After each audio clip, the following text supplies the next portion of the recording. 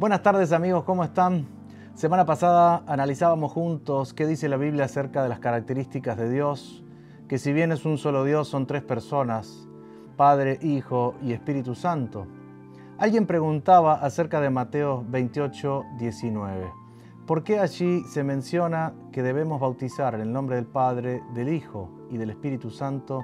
Y sin embargo, en Hechos, escrito por Lucas, registra que los bautismos supuestamente eran en el nombre de Jesús. ¿Será que Mateo 28, 19 es un error o que Jesús se equivocó en esta declaración?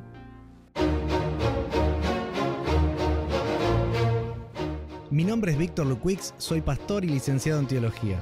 Hoy quiero ayudarte a aprovechar tantas cosas que tiene el libro de la Biblia para que tu vida cobre el sentido que estuviste buscando. Para poder seguir este estudio, te recomiendo que solicites el material gratuito La Biblia Habla a la red Nuevo Tiempo. Esto lo podés hacer mediante la página estudielabiblia.com o al WhatsApp más 598 95 72 9586. El asombroso mundo de la Biblia. Semana pasada, bien decíamos, analizábamos las características de Dios en la Biblia y una de las más importantes es cómo es un solo Dios, pero son tres personas que conforman este Dios, Padre, Hijo y Espíritu Santo. Algunas personas se basan en algunos textos, de hecho, para alegar de que Jesús justamente sustituyó a la Trinidad o que nunca existió la Trinidad. Vamos a ver juntos estos textos. Hechos 2, 38 dice así: Pedro les dijo: arrepentíos y bautícense cada uno de ustedes en el nombre de Jesucristo para perdón de los pecados y recibiréis el don del Espíritu Santo. Otro texto de Hechos, capítulo 8, versículo 16, dice así: pues aún no había descendido sobre ninguno de ellos, sino que solamente habían sido bautizados en el nombre de Jesús. Capítulo 10, versículo 48, dice lo siguiente: y mandó a bautizarlos en el nombre del Señor Jesús. Entonces le rogaron que se quedara por algunos días. Capítulo 19, versículo 5, dice lo siguiente: cuando oyeron esto, fueron bautizados en el nombre del Señor Jesús. Muy bien, hemos visto varios textos, de hecho, que ya no mencionan ni al Padre ni al Espíritu Santo, solamente el nombre de Jesús, como que el bautismo hubiese sido solamente en ese nombre.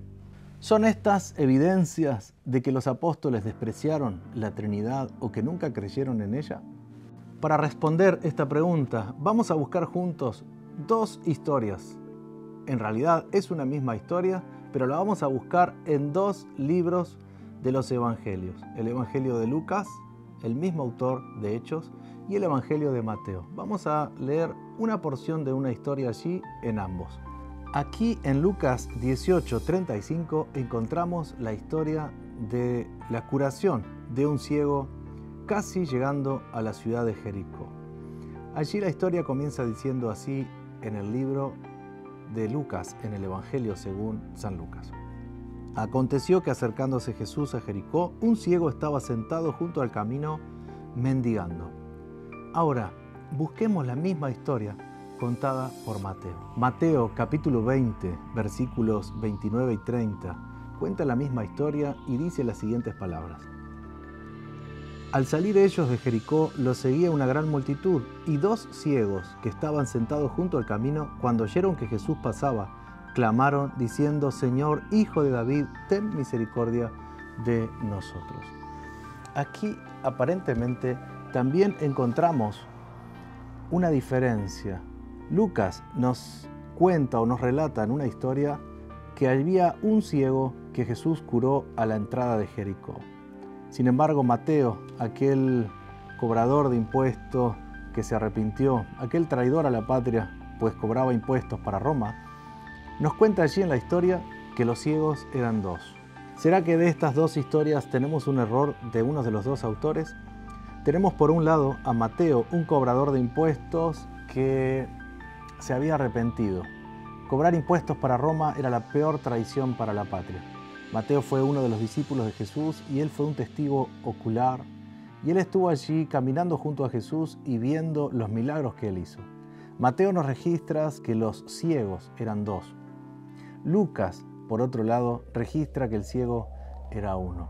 Lucas era un médico de la época, pero para poder escribir uno de los evangelios fue un gran historiador, pues él nos cuenta que recabó datos de aquellos testigos oculares, y no solo de uno, sino de varios. Aunque aparentemente tenemos aquí una controversia entre Mateo y Lucas, en realidad nos damos cuenta que la historia es la misma y uno hace hincapié en un personaje y otro en general. Mateo, si analizamos un poco su forma de escritura, le gustaba ver el aspecto general de la historia. Lucas era más detallista y, por lo que vemos, destacaba un personaje sobre otros. Esto no quiere decir que no existían 2 ciegos, sino que hizo hincapié en aquel personaje que quiso destacar y le llamó la atención por sus palabras.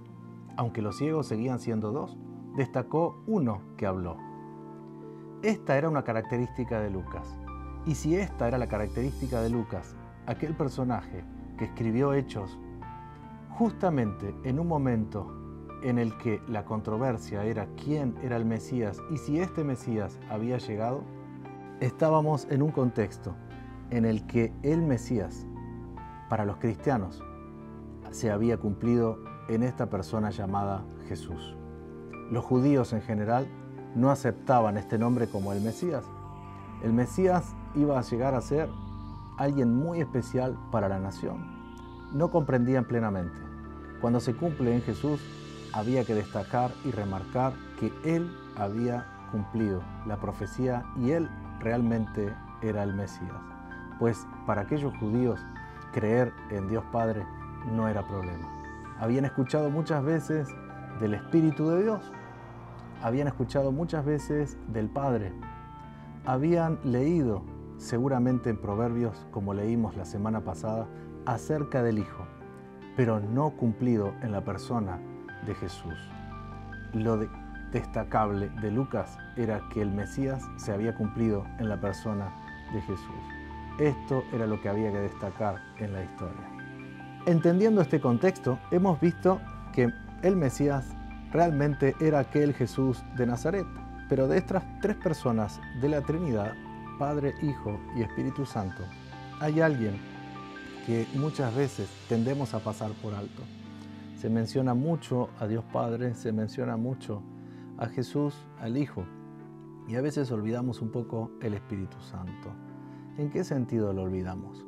Olvidamos realmente ver un poco más de sus características. ¿Quién es realmente el Espíritu Santo? ¿Es una parte de Dios o es realmente otra persona? Vamos a analizar un poquito más profundo. Juan 15:26 dice así, amigos: pero cuando venga el Consolador, a quien yo os enviaré del Padre, el Espíritu de verdad, el cual procede del Padre, Él dará testimonio acerca de mí. ¿Saben que esta palabrita en griego, consolador, que menciona aquí, se puede traducir como ayudador o abogado? Esta palabra también la usaban para referirse a alguien que te ayudaba en la parte legal, pero en realidad podemos traducirlo como llamado a estar junto a. Llamado a estar junto a alguien, a una persona. Bien, esta era la traducción. El Espíritu Santo fue llamado a estar junto a nosotros en nuestra faceta, en nuestra parte de necesidad. Es así que esta palabra, Parácletos, nos ejemplifica un poco la función del Espíritu Santo, de esta persona, la Trinidad, en el plan de salvación. Estar junto al ser humano en estos momentos que mucho lo necesitamos. Buscamos otra característica del Espíritu Santo. Juan, capítulo 16, versículos 8 al 11, dice lo siguiente: y cuando Él venga, convencerá al mundo de pecado, de justicia y de juicio. De pecado, por cuanto no creen en mí; de justicia, por cuanto voy al Padre y no me veréis más; y de juicio, por cuanto el príncipe de este mundo ha sido ya juzgado. Aquí encontramos otras 3 cosas que hace el Espíritu Santo con nosotros. Ya descubrimos que está a nuestro lado, que nos consuela, que nos ayuda en momentos de necesidad. Ahora hace 3 cosas más. Nos convence de 3 cosas: pecado, justicia y juicio. ¿Para qué necesitamos que alguien nos convenza de estas tres cosas? Aquí la Escritura dice de pecado, por cuanto no creen en mí. El ser humano necesitaba justamente entender qué es lo que está mal y qué es lo que hace daño y que lleva a la perdición. Jesús era el único que podía salvar de esta situación al ser humano. Es como tener un medicamento, estar enfermo y no saber que estamos enfermos y que este medicamento puede sanarnos. Jesús era ese medicamento para el pecado. Restaurar al ser humano, darle un bienestar como era el plan original, un bienestar total, físico, emocional y social. El ser humano enfermo con esto que llamamos pecado necesitaba de Jesús. El Espíritu Santo era quien podía convencer de que estábamos enfermos y necesitábamos de Jesús. De justicia. ¿Por qué de justicia? Dice aquí el texto, de justicia, por cuanto voy al Padre y no me veréis más. Jesús vino a morir en nuestro lugar. ¿Cómo podía ser Él el medicamento? Jesús tomó nuestro lugar al nosotros habernos equivocado. La raza humana se equivocó y Jesús pagó el precio por nosotros. Murió en nuestro lugar. Entonces, eso hacía que Él pudiera ir al cielo y representarnos ante la Trinidad, ante el gobierno del universo, ante el Padre, para que nosotros pudiéramos tener inocencia, aunque no éramos inocentes. El Espíritu Santo nos convencería de la justicia, solamente a través de Jesús. Y otra cosita más, el Espíritu Santo nos convence de juicio. Dice, por cuanto el príncipe de este mundo ha sido ya juzgado. Es necesario que haya un juicio, que se termine para siempre el mal y aquello que causa daño al ser humano. El Espíritu Santo convencería que estamos enfermos, el ser humano necesita un medicamento, es Jesús. El ser humano necesita saber qué es lo justo y necesitaba un sustituto, alguien que pagara la deuda. Fue Jesús. Él cumplió la justicia. Él iba a ir ante el Padre por nosotros, a interceder. Y necesitamos saber de un juicio y de que ese juicio realmente se efectúe para que termine el mal. Aquel causante, aquel responsable de que esta enfermedad esté en la tierra, necesita ser juzgado. Bien, esto lo vamos a ver igual un poco más adelante. Saben que la Biblia nos dice también en Romanos capítulo 8 que el Espíritu Santo también nos da una seguridad que nos cuesta creer, que somos llamados hijos de Dios. ¿Quién aquí en la tierra no se ha equivocado alguna vez? El Espíritu Santo aquí nos está ayudando, no solamente en nuestro momento de dolor, de necesidad, no solamente nos da a entender que estamos enfermos, no solamente nos ayuda a entender que ahora tenemos un intercesor y que va a haber un juicio para que termine todo este problema del pecado, sino que también nos da una seguridad de que podemos ahora nuevamente ser llamados hijos de Dios. ¿Qué más hace el Espíritu Santo por nosotros? ¿De qué nos sirve esto? Bien, saber todo esto y conocer el concepto. Saben que Gálatas capítulo 5, versículos 22 al 26, relatan qué hace el Espíritu Santo por el ser humano que lo busca. Miren, pero el fruto del Espíritu es amor, gozo, paz, paciencia, benignidad, bondad, fe, mansedumbre, templanza. Contra tales cosas no hay ley. Aquí describe la Biblia características que da el Espíritu Santo en la personalidad de la persona que busca a Dios. ¡Wow! Son características importantísimas, tan buenas para hoy día. ¿A quién no le gustaría tener estas características? Amor, gozo, estar feliz, contento y un poco más allá, porque es algo profundo aún en el medio del dolor. Estar con una paz interior que me permita continuar. Paciencia. Veíamos que este término también puede ser traducido como resiliencia. Benignidad. Benignidad es un trato dulce, apacible. Bien, no solamente ser bueno, sino tratar de forma buena a otra persona. Bondad, fe, mansedumbre y templanza. Cuántas cosas lindas dice aquí que el Espíritu Santo puede hacer por nosotros, pero esto es así nomás, simplemente nos da, es automático. No, queridos amigos, ¿qué podemos hacer para que esto sea una realidad en nuestra vida? ¿Hay algo que nosotros podamos hacer? Busquemos allí en nuestras Biblias juntos el capítulo 5 de Hechos, versículo 32. Dice allí: nosotros somos testigos suyos de estas cosas, y también el Espíritu Santo, el cual ha dado Dios a los que lo obedecen. Dios aquí dice claramente, da el Espíritu Santo a quienes lo obedecen, a quienes están dispuestos justamente a tomar en cuenta los consejos que Dios nos da. ¿De qué valdría tener un médico si no respetamos el tratamiento que Él nos prescribe? ¿De qué valdría tener una medicación si no la tomamos? Entonces, de nada valdría que Dios nos diera su Espíritu Santo si no estuviéramos dispuestos a saber, a entender, a querer conocer más qué es lo que puede hacernos estar mejor. Porque aquí están sus consejos que nos dan una oportunidad de vida mejor. Y Él promete darnos el Espíritu Santo para que estas características que habíamos leído antes fueran una realidad en nuestra vida. La verdad que sería realmente un milagro tener estas características en nuestras vidas. He escuchado por allí algunas personas decir: aquella persona no tiene arreglo, o fulano de tal es imposible que cambie. ¿Será esto real? Saben que una de las promesas de la Biblia es justamente que Dios quiere transformarnos, y esto es a través de la persona del Espíritu Santo. ¿Será que estas características que hemos leído juntos de Gálatas 5, 22 en adelante, como amor, gozo, paz, paciencia, benignidad, un trato dulce y amable para otras personas, puede ser que sea una realidad en cualquier persona? Miren, una vez una señora instrumentista que conocí en el país de Argentina, ella decía lo siguiente: siempre podía imaginar la persona del Padre de la Trinidad. Para mí era fácil imaginar la persona del Hijo en la Trinidad por toda la descripción que hay en la Biblia.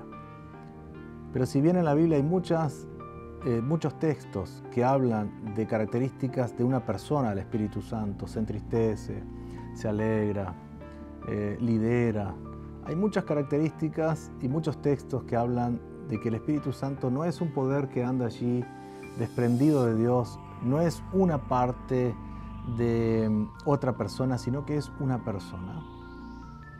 Pero poder imaginarla como tal le costaba mucho, y la función de ese Espíritu Santo. Ella nos cuenta que una vez tuvo que entrar